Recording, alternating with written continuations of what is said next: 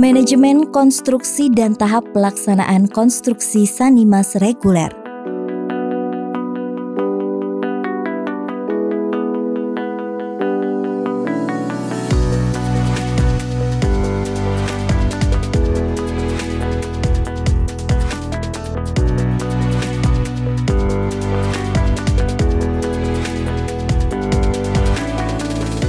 Manajemen konstruksi atau MK adalah ilmu yang mempelajari dan mempraktekkan aspek-aspek manajerial dan teknologi konstruksi serta mengelola pekerjaan pelaksanaan pembangunan yang ditangani secara multidisiplin profesional. Permasalahan dalam pelaksanaan konstruksi. 1. Tahap persiapan. Kesulitan mencari tenaga kerja. Kesulitan mencari bahan atau material. Dana belum cair. Masyarakat kurang support atau tidak peduli. Dominasi dari golongan tertentu atau intervensi. 2. Tahap pekerjaan IPAL. Kondisi tanah keras.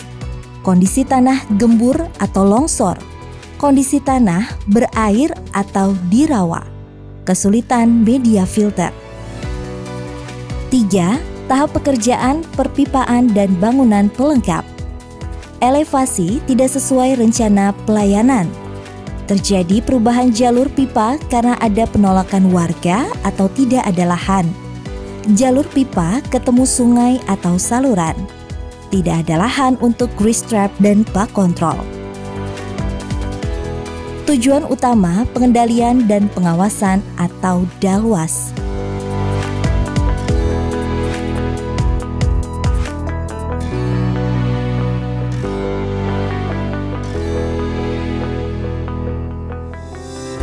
Ada 10 unsur dalam rencana DALWAS pelaksanaan pekerjaan pembangunan SPAL DT.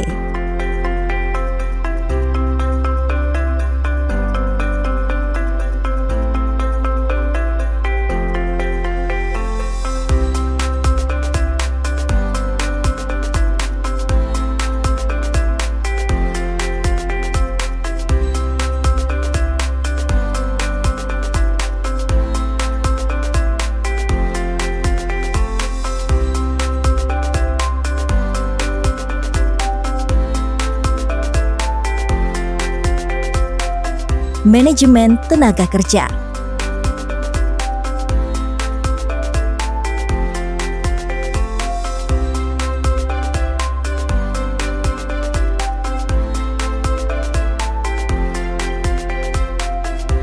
Penyusunan jadwal kerja.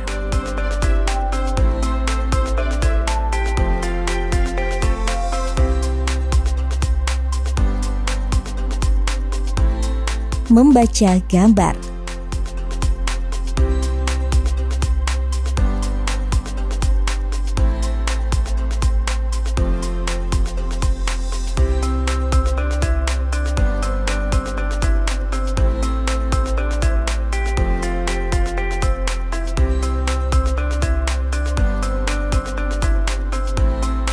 Time schedule berupa diagram balok atau bar chart.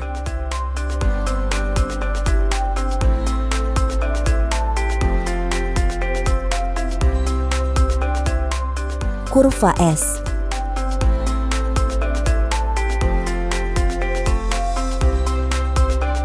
Pelaksanaan konstruksi SPAL DT mengacu pada gambar layout dalam DED. Mempersiapkan alat-alat yang dibutuhkan. Mempersiapkan rambu pengaman. Subsistem pelayanan. Untuk menghubungkan sumber limbah dari rumah seperti kamar mandi, WC, dapur, air cuci, kecuali air hujan menuju subsistem pengumpulan. Berikut adalah contoh subsistem pelayanan.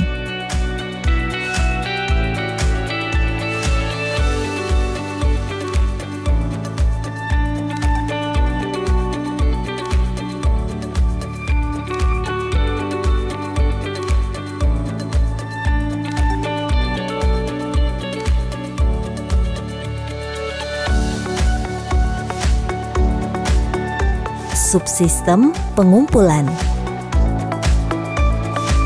Penggalian. Menggali lubang-lubang untuk bak kontrol, manhole dan pipa air limbah di tempat yang sudah ditandai. Pemasangan perpipaan.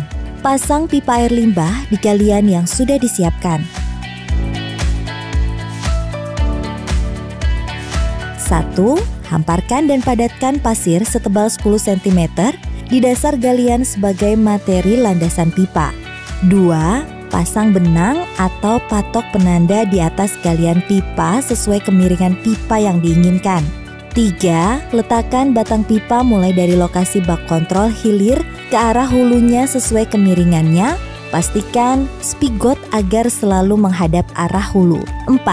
Sambung pipa sesuai jenis pipa dengan mengikuti prosedur standar pabrikan. 5. Periksa kemiringan pipa yang sudah stabil. Jika berbeda, sesuaikan dengan tambahan pasir di bawahnya dan beri bantalan semen untuk memperkuat kedudukannya. 6. Timbun pipa dengan pasir sampai batas atas pipa. Kemudian, timbun dengan tanah sampai batas permukaan tanah. Pemasangan bak kontrol. Membuat dan meletakkan bak kontrol di tempat yang sudah disiapkan. Subsistem pengolahan. Penyiapan lahan kerja. Untuk memastikan lahan dapat diakses dan siap untuk dikerjakan sesuai kebutuhan, bentuk dan ukuran rencana yang disepakati.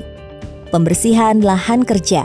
Membersihkan lahan dari tumbuhan, sampah, bekas bangunan, lapisan dan benda keras, kotoran dan lainnya serta mempermudah akses lalu lintas orang, alat dan bahan selama masa pelaksanaan konstruksi.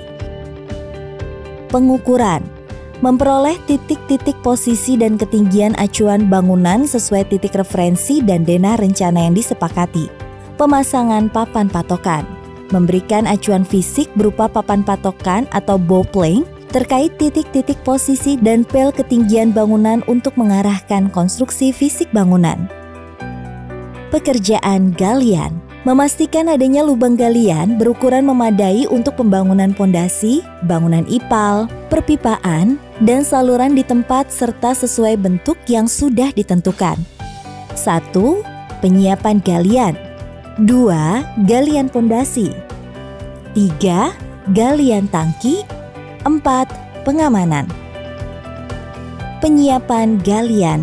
Memastikan semua alat, bahan, dan metode galian yang akan diterapkan sudah tersedia sebelum pekerjaan galian dapat dimulai.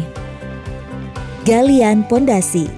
Membuat lubang galian di mana pondasi bangunan nanti akan didirikan sesuai rencana.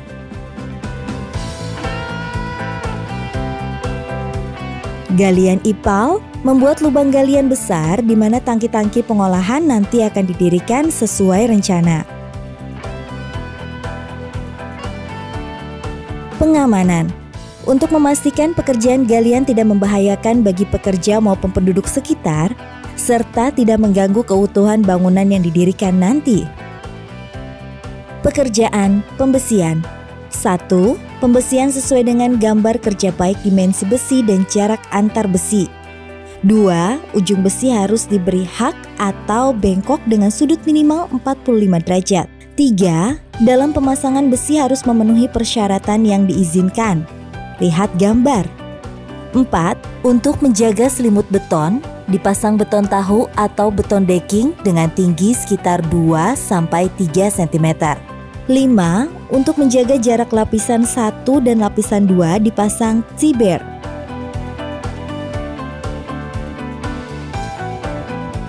Pembuatan pondasi. Memastikan bangunan ipal yang akan didirikan di atas struktur pondasi yang kuat sesuai kondisi tanah dan beban di atasnya. Pondasi tapak. Membuat pondasi tapak dari beton bertulang untuk mendukung keberadaan kolom-kolom bangunan yang didirikan di lahan dengan jenis tanah keras. Pondasi batu kali. Membuat pondasi batu kali yang menerus dan kuat untuk mendukung keberadaan dinding-dinding bangunan di lahan dengan jenis tanah keras. Pondasi cerucuk. Membuat pondasi cerucuk guna memperkuat pondasi tapak khususnya di lahan dengan jenis lunak atau bekas rawa. Pembetonan.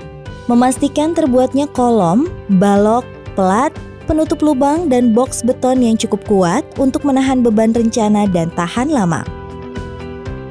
Penulangan, membuat kerangka besi tulangan untuk menambah kekuatan tarikan dari beton untuk kolom, balok, tangki, dan penutup lubang. Backcasting, membuat rangka cetakan atau framework kayu untuk membentuk campuran beton agar sesuai dengan ukuran dan bentuk yang direncanakan. Campuran beton, membuat adonan beton dengan campuran pasir, kerikil, dan semen yang sesuai dengan kehalusan dan kekuatan yang dibutuhkan. Pengecoran, memasukkan adonan beton secara merata ke dalam cetakan atau backcasting yang sudah dilengkapi dengan tulangan beton. Tangki beton, membuat tangki air terbuat dari beton bertulang yang dikerjakan di lapangan.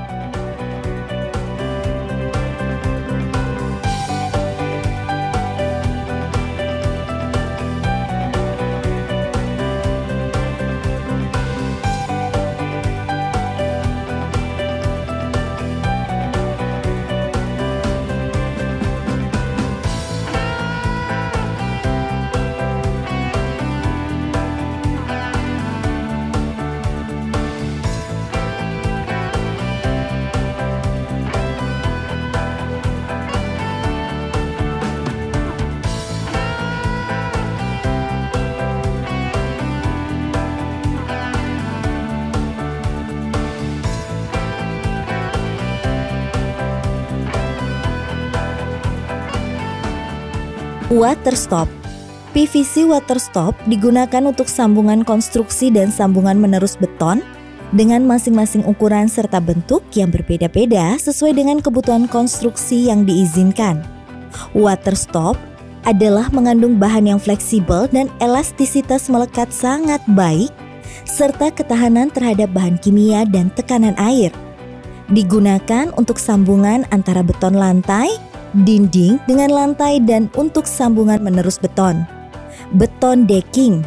Fungsi beton decking adalah untuk memastikan bahwa jarak antara pembesian dengan selimut betonan sesuai dengan yang direncanakan. Pekerjaan pengecoran.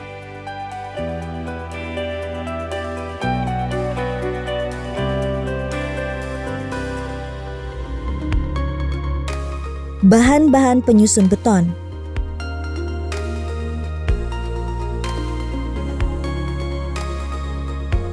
Campuran beton.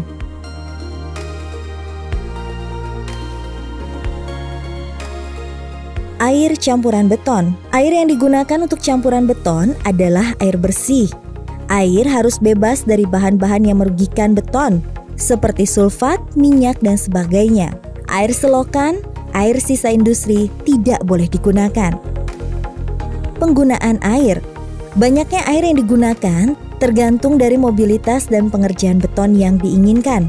Semakin banyak air yang digunakan, semakin berkurang kuat tekan beton yang dihasilkan. Absorpsi agregat kasar harus diperhatikan dalam penentuan kebutuhan air. Perbandingan air dengan semen.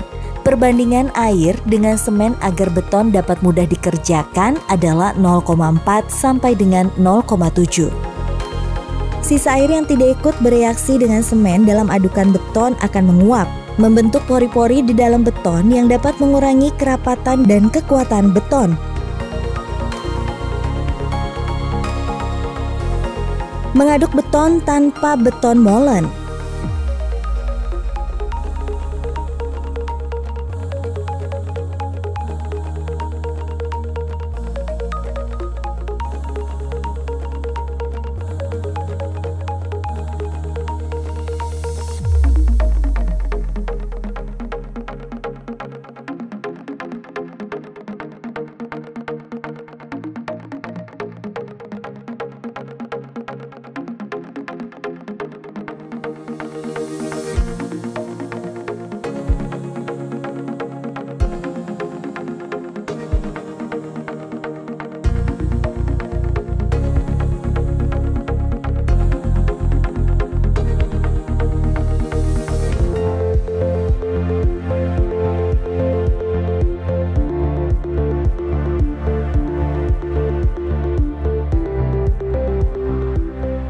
Standar Keselamatan Kerja atau K3.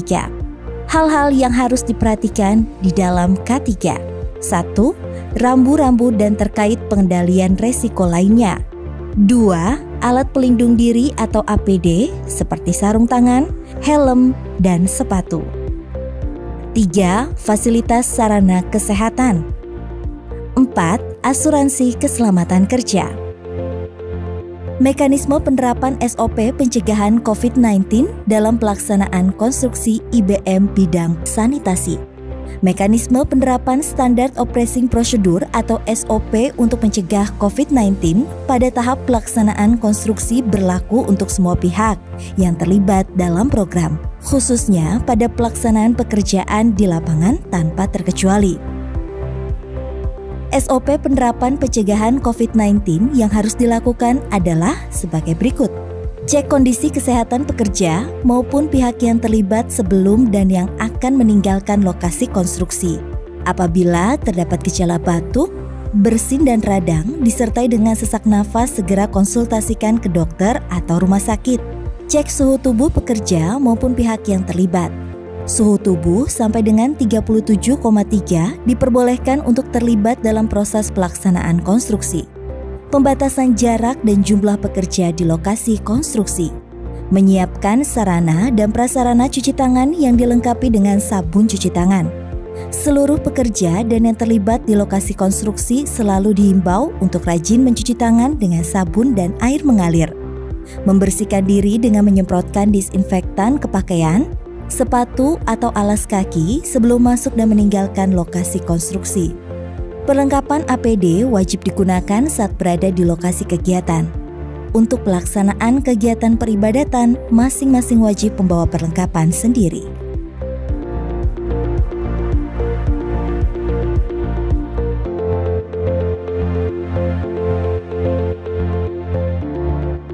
Hal-hal yang harus diperhatikan dalam penyusunan progres kerja.